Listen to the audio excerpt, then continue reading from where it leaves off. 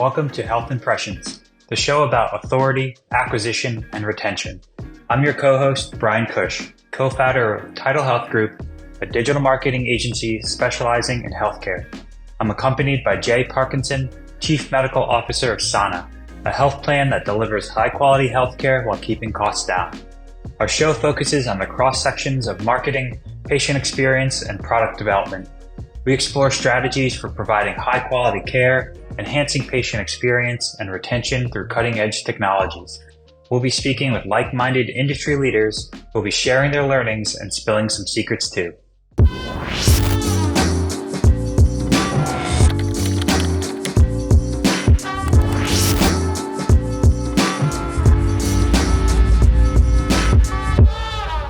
Welcome, Mark. Thanks so much for joining us on the show. I'd love to just kind of give you a minute platform, give us your breakdown on your background and where you are now.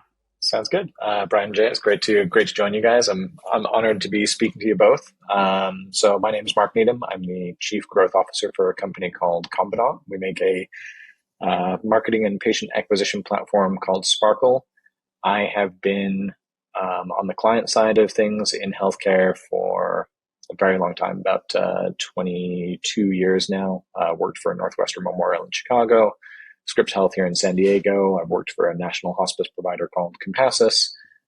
So very familiar with the healthcare marketing and digital side of things on the fee-for-service and end-of-life care side of things. I've been working for Combinaut for about a year now and very much enjoying having conversations with different healthcare providers, listening to the same problems that I faced across the course of my career, and really looking at ways that technology and digital services can address patient need through the lens of marketing. And so very excited to talk to you guys today about how that looks from a user experience perspective, from a patient experience perspective, and what we can learn through some of the data that we still have access to, the ever shrinking pools of data that we still have access to. So I'm really excited to be here.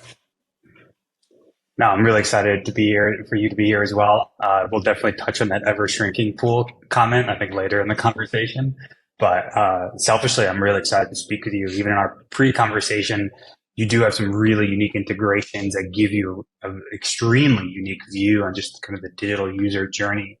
I think we can zoom right into one that's an interesting jumping off point is your kind of macro data around appointment scheduling and particularly appointment drop-offs.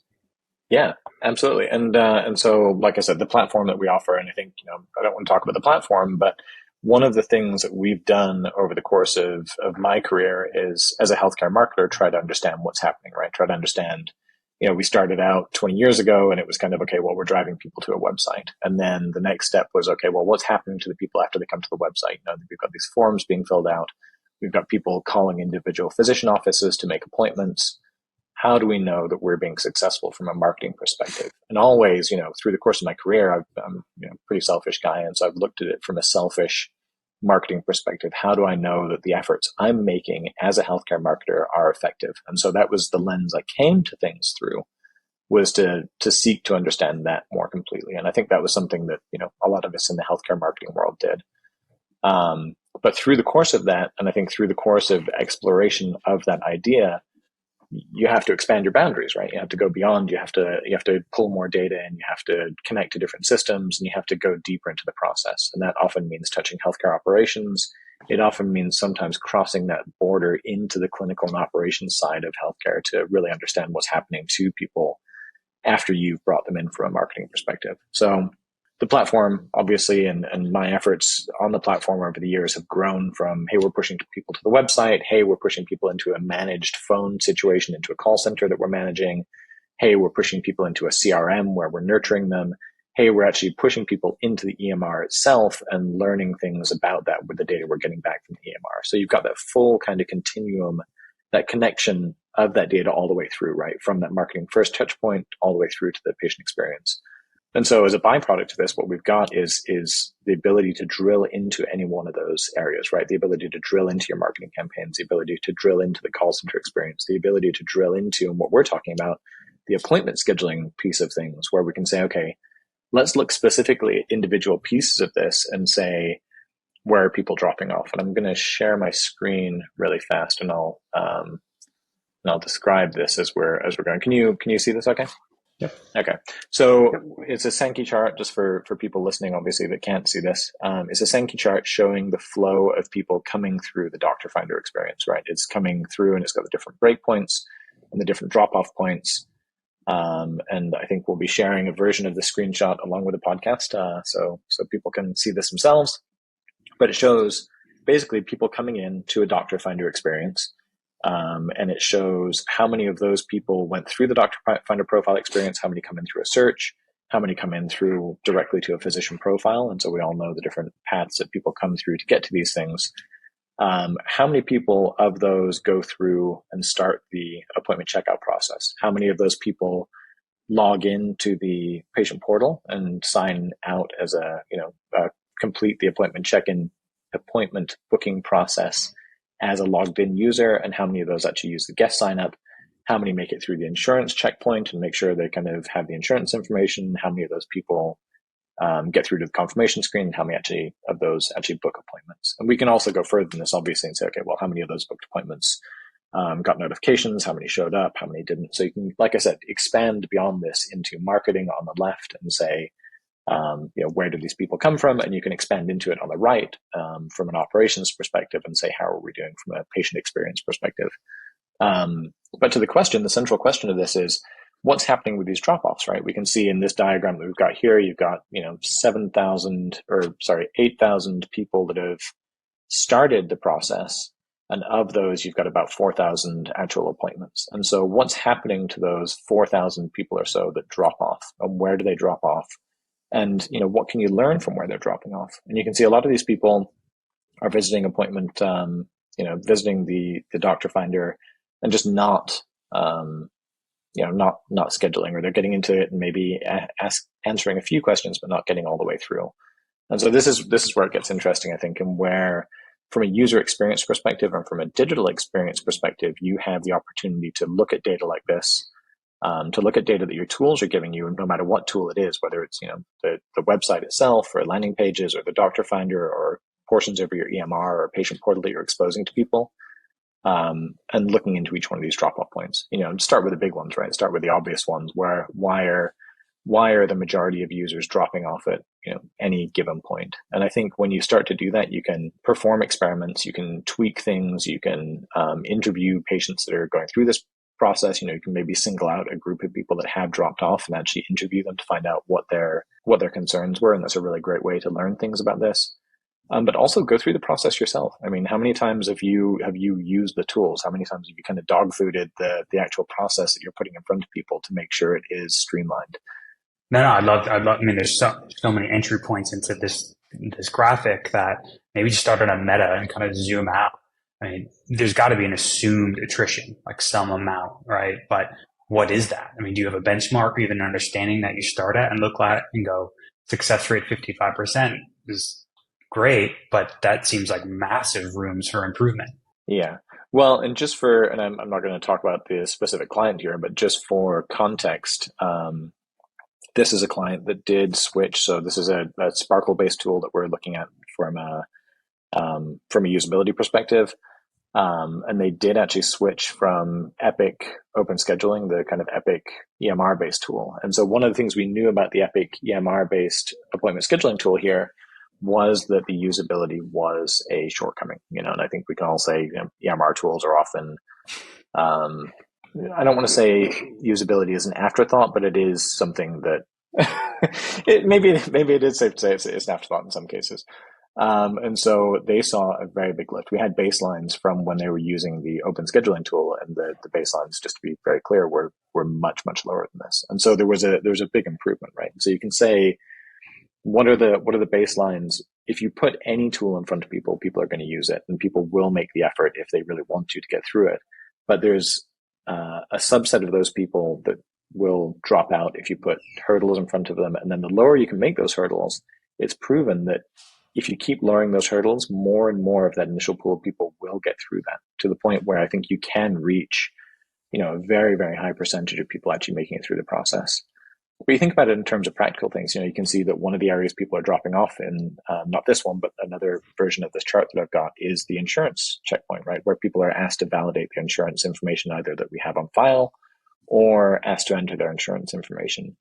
And so from a practical perspective, thinking about my own experiences, that means going and finding the place I left my insurance card, right? And, pulling it out, and, maybe I'm doing this between meetings, or I'm doing this, while my kids are doing something in the background, or, whatever it is. And oftentimes that means, I'll get back to this later. And you come back and your session's timed out, or something comes up and you end up doing something else. And just little things like that. Those are the things that I think stand between people. And Jay, you mentioned something as before we got on. It was pretty interesting, that kind of the idea that, that piece of information that is the important one often waits until after that critical moment to be delivered. And I think it's similar in situations like this, where you have, something that is important in the moment, but then if that moment passes, it's kind of too late. And I'd love to kind of hear what you guys think about that from a usability perspective, and from that initial pre-clinical patient experience that we're talking about here.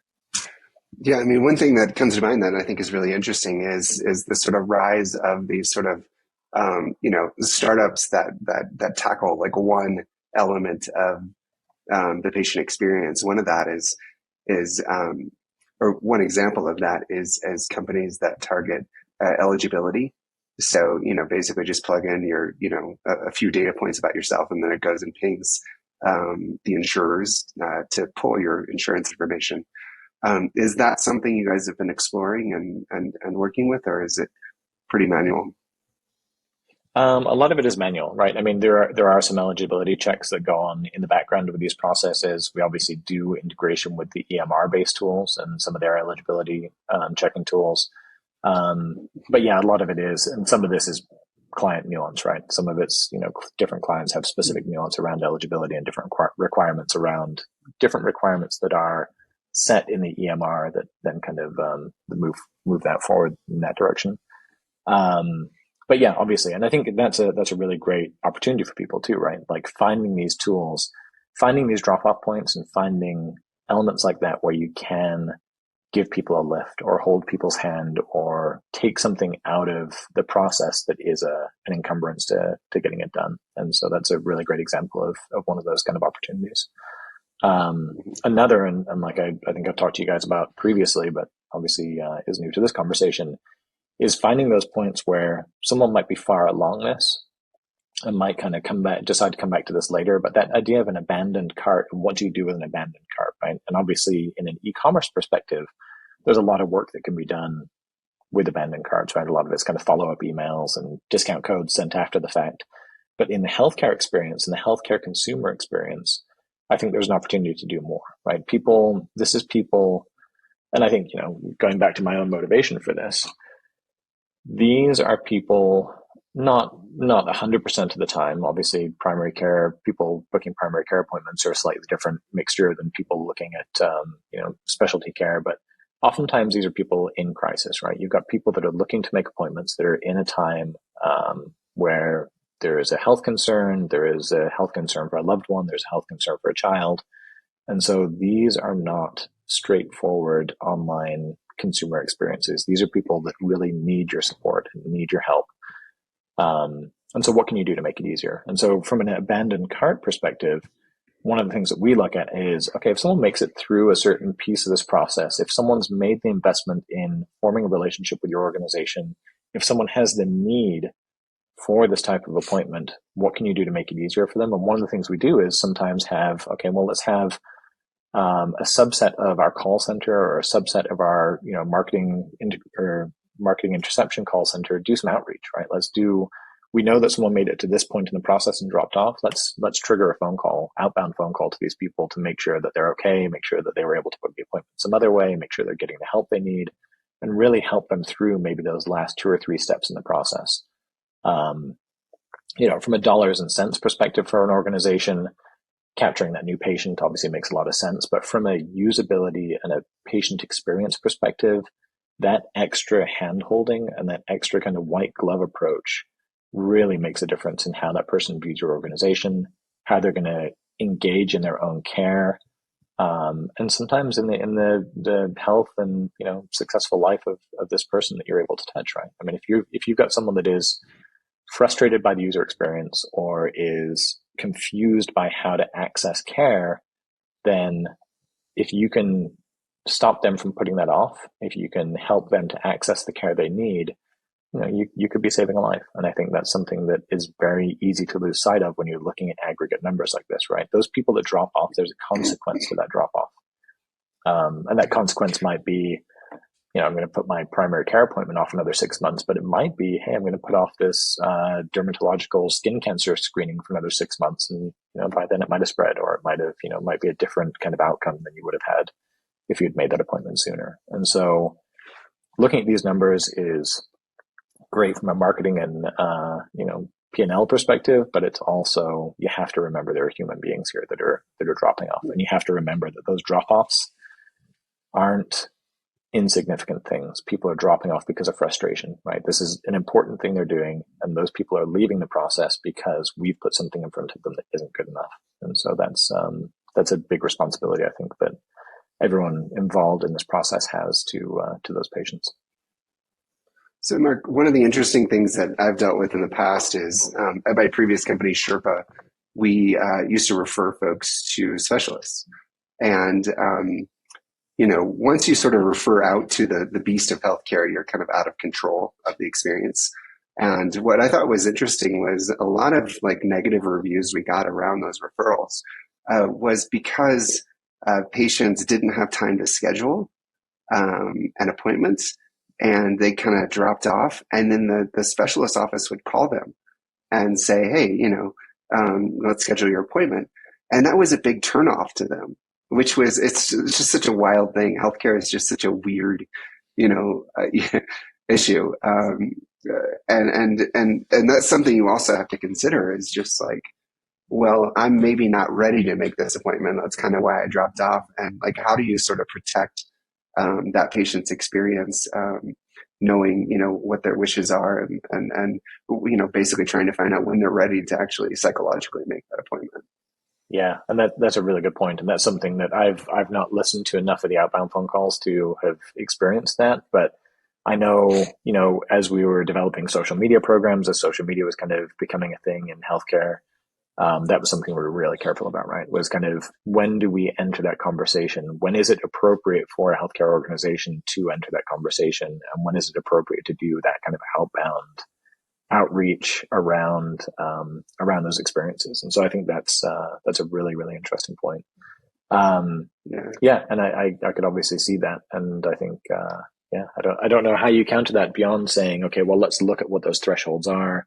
Maybe let's do some experimentation around some of this outreach toward the bottom of the funnel, where people are obviously putting a lot of effort in, and maybe there are some of these more onerous last steps, especially for specialty scheduling and some of those pieces. But yeah, that's something that obviously, if someone's just visiting the doctor finder, you don't want to be calling them and saying, "Hey, I saw you were looking at bariatric surgery options, and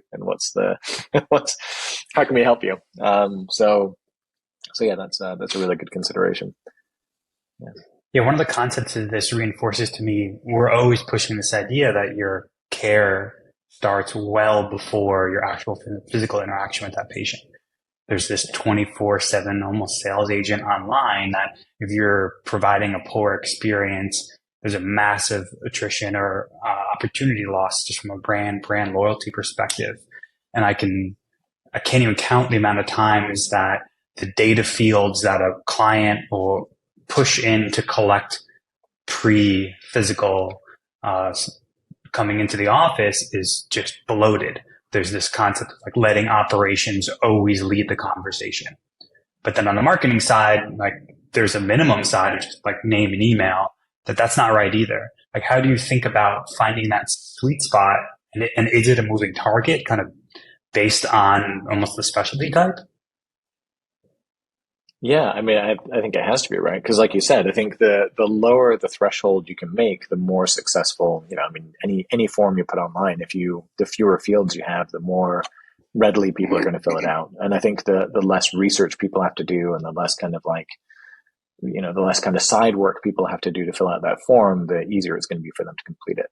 I do think there are, thinking back to my time in hospice, there were very specific criteria that we needed to collect from patients, right? And some of that was very difficult to pay for patients. So it was things like a physician's order around hospice care, and things like, kind of validating insurance and coverage and things like that. So, but again, in those situations where you're asking for more from a patient, it behooves you to have people helping, right? And so it wasn't like we were sending people into the wilderness and saying, okay, well, we need a doctor's order. What we were doing is we were starting with name and email and maybe a couple of simple questions about why they needed care, and just kind of, narrowing that and kind of filtering the audience down a little bit into those more kind of qualified leads. So the idea of qualifying that lead through the funnel, but qualifying them through the clinical lens, and qualifying them, obviously it's a sales process like any others, but qualifying them in a benevolent way that makes sure that they're accessing the kind of care that they need. And then once you get them through to that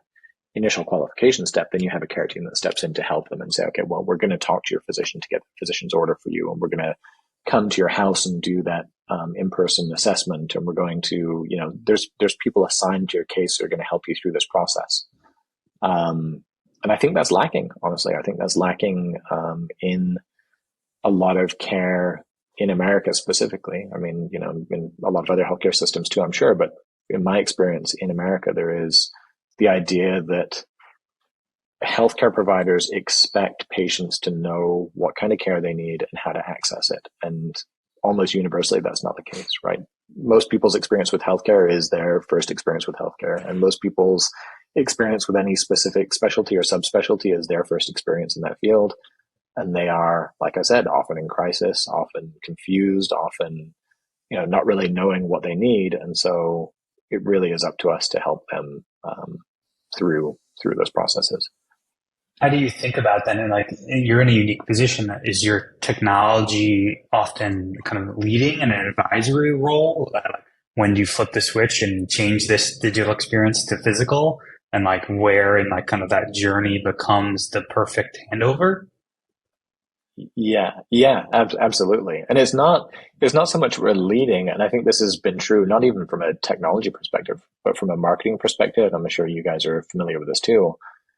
As soon as you start touching these things, that's what I was saying earlier, you start to shine flashlights in different areas, and you start to touch operations, and you start to see, as soon as you start touching the patient experience and, the preclinical patient experience too, you start to see the inefficiencies in the system, and you start to see where people are getting stuck, and you start to hear about the frustrations people are having in trying to reach care. And you, like Jay said, you start to see the reviews that people are leaving. And,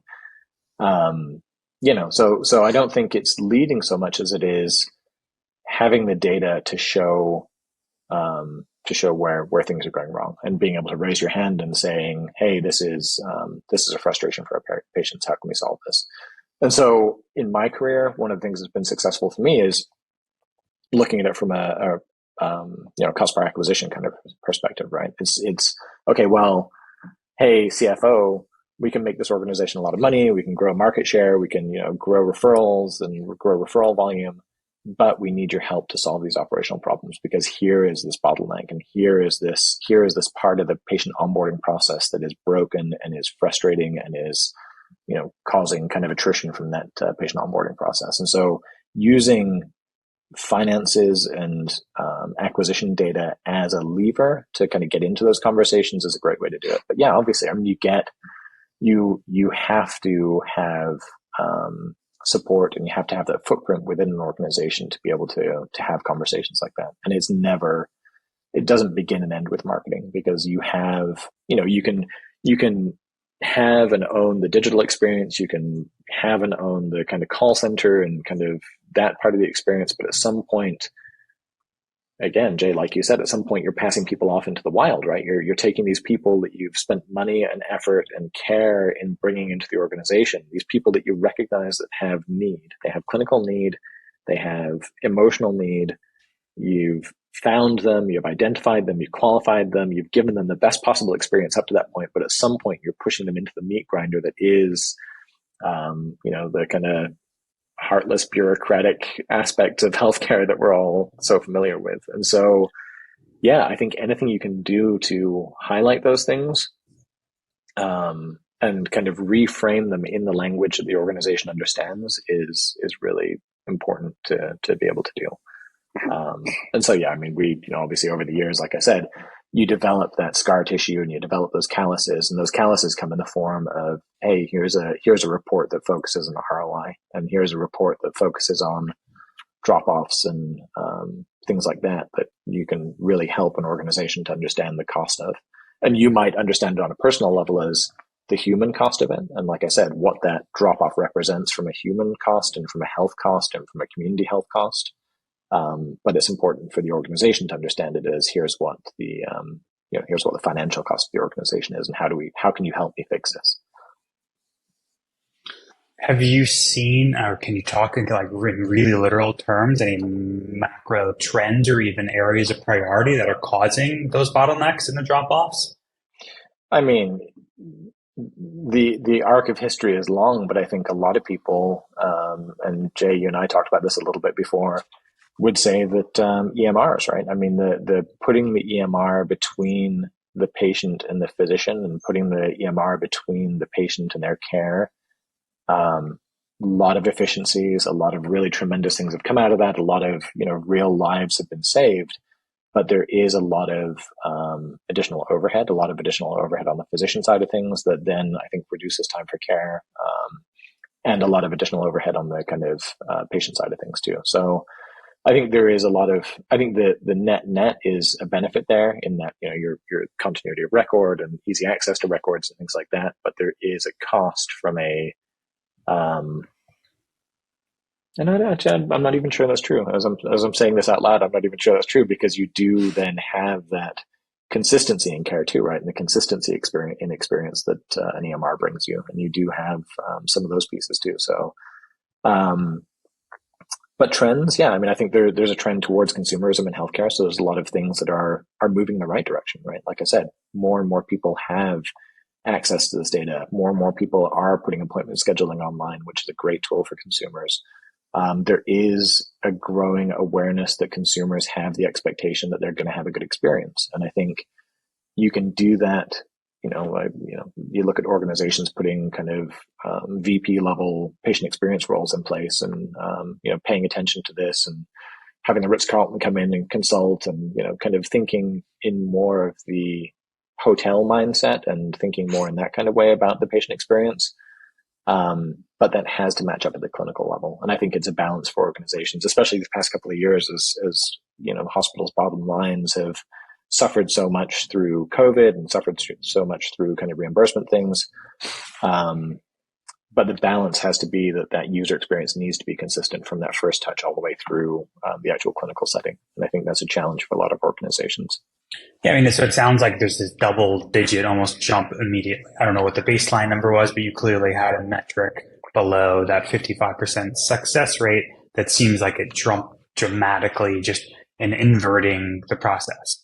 We're always proponents of that, of this kind of inside-out approach from EMRs, is just trying to stay very structured in kind of the business of healthcare experience, bringing to the consumer, where your guys' success point is you invert that and go, well, let's make the consumer experience consumer first.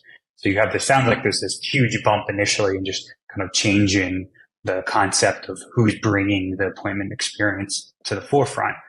But then how do you think about, or is it client specific, like what are then the next macro breakoffs that I can't assume? I mean, Jay's right that some subset just aren't ready mentally or geographically, financially to make it, but I can't assume that 45% of people are not ready. Like, how do you then think about, or what are then the next kind of dominoes that you look at once you've broken the model from being kind of EMR first experience? Yeah.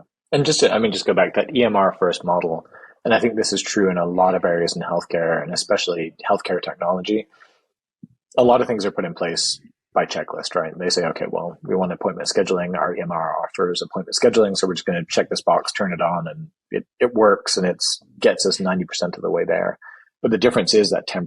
That 10% is the difference between a good experience and a checklist-based one. So yeah, you're right. You're absolutely right. Turning it from a how do we answer this basic question of turning appointment scheduling on into how do we actually extend how do we get people into the organization, and how do we serve patients first instead of just kind of serving the organization first. And I think a lot of organizations are good at that, right? Like a lot of organizations are good at saying, what does, not what's in it for the hospital or the health system, but what's in it for the patient, and how looking at it through the patient lens and through the patient's eyes is an important first way to do it.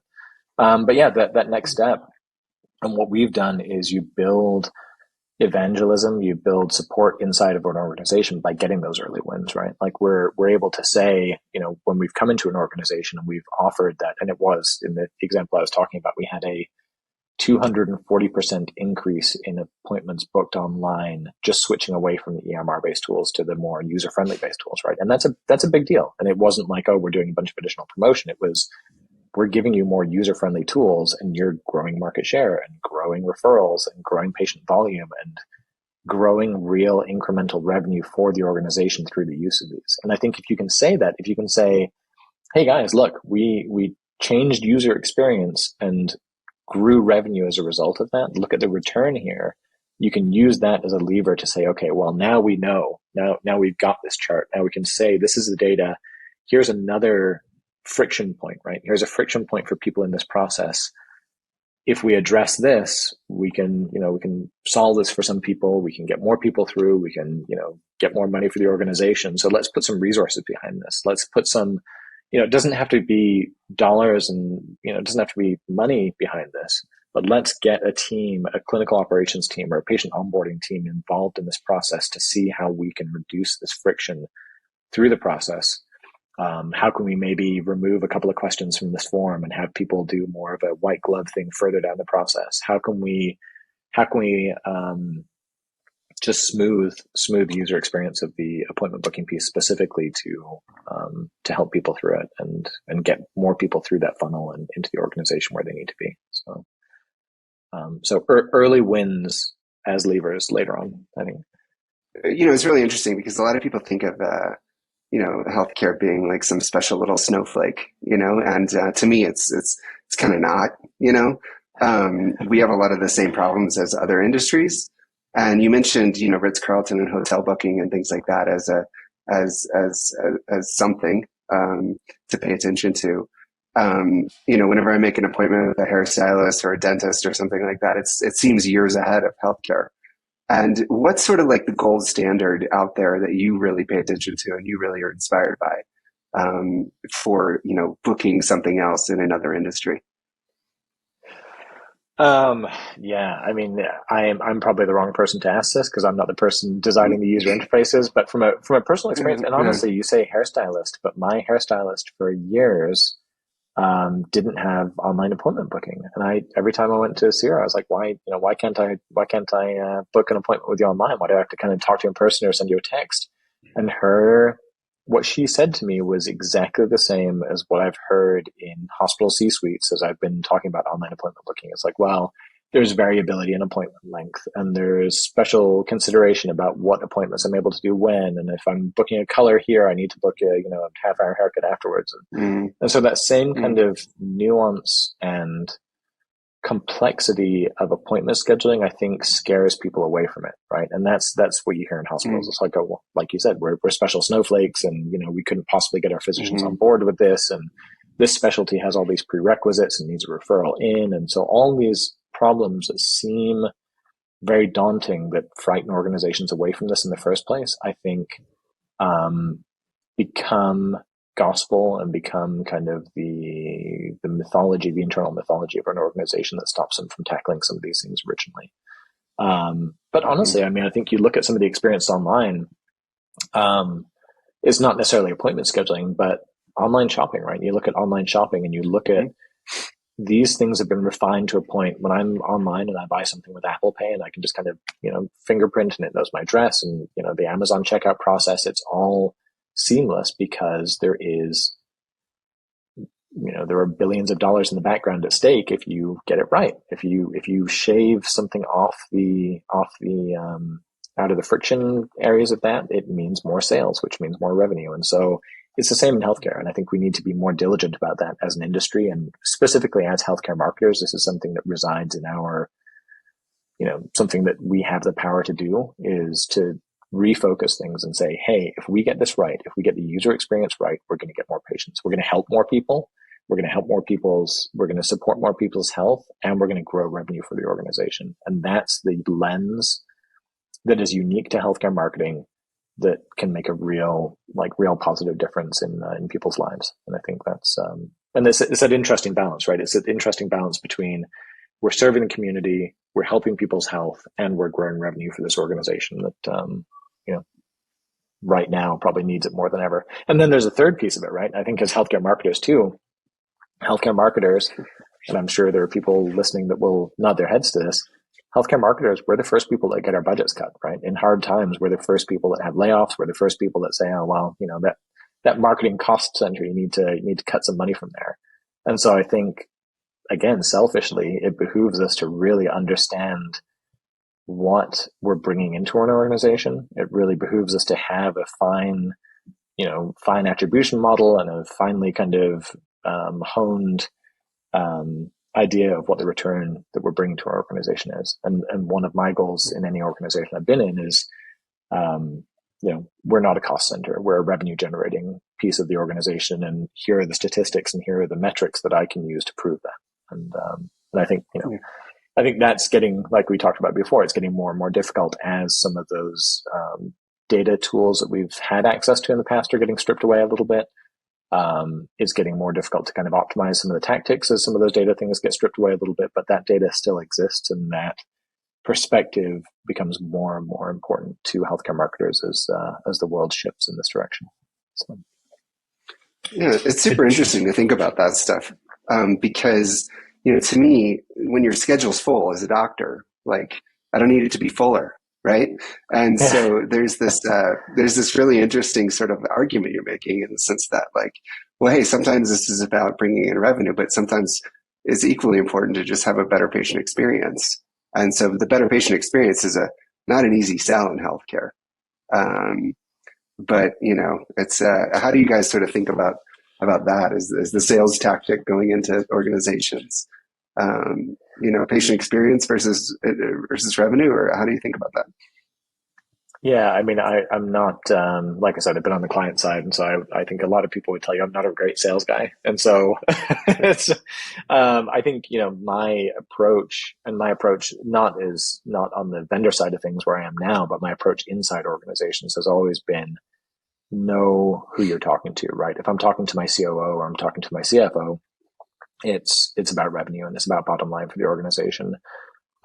Personally, and speaking with, my marketing folks and speaking with my own teams, it's about the human experience, and it's about how can we best serve our patient population, and how can we put tools in front of people that are going to be delightful for them to use instead of a frustration? How can we make this experience something that's good instead of something that is something they have to do, right? It's not eating your vegetables. It's a simple checkout process. It's something easy to do. And I think, it's easy to lose sight of that in healthcare. And I think I touched on this a little bit before. It's easy to think of, numbers and clicks and phone calls and, kind of cost per acquisition and things like that. But again, it's real human lives. And oftentimes, and I think this was really eye-opening for me, especially when I moved from hospital-based healthcare into the hospice world. I mean, the hospice world, the people, the phone calls I was listening to, the searches I was seeing people make, it is people that have been delivered a terminal diagnosis. And it was people that were in very, very high crisis and people that had absolutely no idea what they were doing, whether it was themselves or a loved one that had been kind of put into this situation and were kind of facing down this end of life scenario. And it was like, holy, this is important. This is important work we're doing, where we need to have educational resources in front of people to help them through this process, to help them understand what they're facing and what their options are. And we need to have compassionate care. We need to meet them at their door with compassionate care. We need to make sure that they're getting someone that is going to literally, in some cases, hold their hand and tell them it's going to be okay, and help them into the system that can help them. And so, yeah, that was a really big eye opener for me.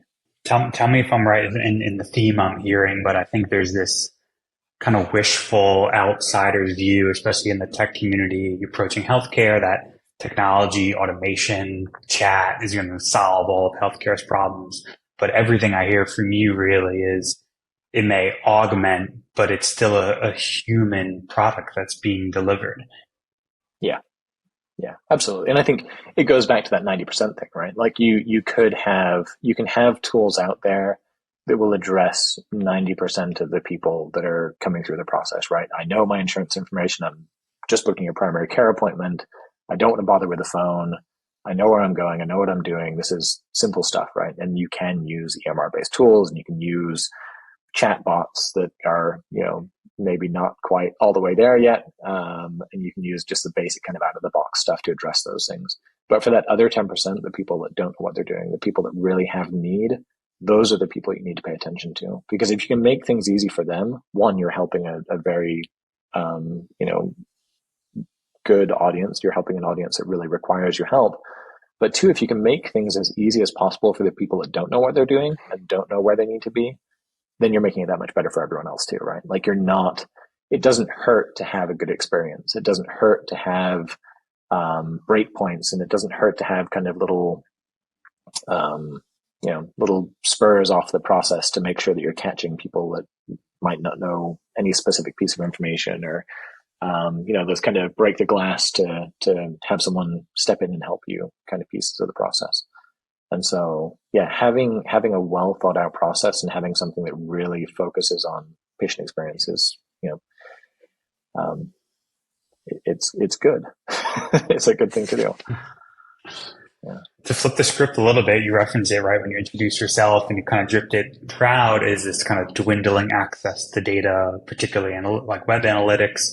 I'm curious your view of the state of the industry, how it's affecting your technology. If it's not, I think the 800-pound gorilla in the room is Google Analytics and the shift to GA4. But really, maybe I'd love your view on the industry first, and then zoom down to if it is affecting you guys. Yeah, I mean that's a big. How much time have we got left?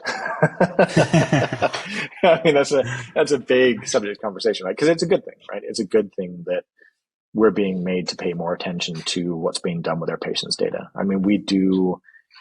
Like I said, we're dealing with people in very vulnerable states. We're dealing with very, very sensitive information. And I think it's good that our industry is regulated in a way that makes sure that we're paying attention to what's happening to this. And honestly, Facebook and Google should not be handling patient data. They have shown time and time again that they can't be trusted to do the right thing. There are bad actors within the system. There are bad actors within the kind of advertising ecosystem. There are people that should not have access to patient data that have had ready access to patient data.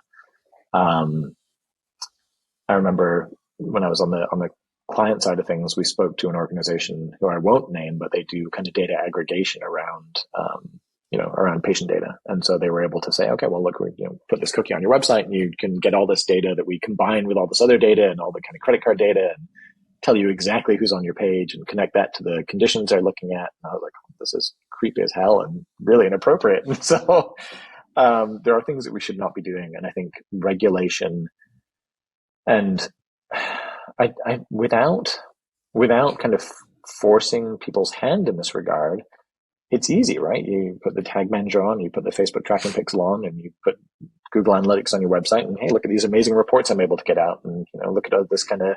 I can connect it back up to my AdWords account and or Google Ads account and get my campaigns optimized, and all this data is great and it's fantastic and I'm doing my job, but it's not always the right thing to do because that data comes at a cost, and it comes at the cost of Mark Zuckerberg knowing when someone's looking at something that is very, very sensitive potentially, right? We have all kinds of on the education on any website, you have things that people are going to be reading which expose, health conditions that they might have or health conditions they might suspect they have, or, people should be allowed to do research like that in private. And I think, obviously it's gone further with some of the Meta tracking pixel and some of the Google Analytics stuff they're saying, where building these into patient portals and building them into appointment scheduling pieces where really sensitive data and real legitimate PHI is being passed across these thresholds into the vendor ecosystem is obviously inappropriate. So on the one hand, yes, great, good, more regulations, great. But on the other hand, okay, if we're saying as a healthcare marketer, I need this data to be able to see that drop off and to be able to refine this process and to be able to serve the right ads to the right people, to get them into the care they need, to get them into a well-optimized user experience on the front end because I'm able to use all this data for good, then it's a bad thing, right? So it's kind of, and so you've got the two sides of that same coin where, and now especially, like I said, healthcare marketers are looking at budget cuts and healthcare marketers are looking at needing to prove their results more and more.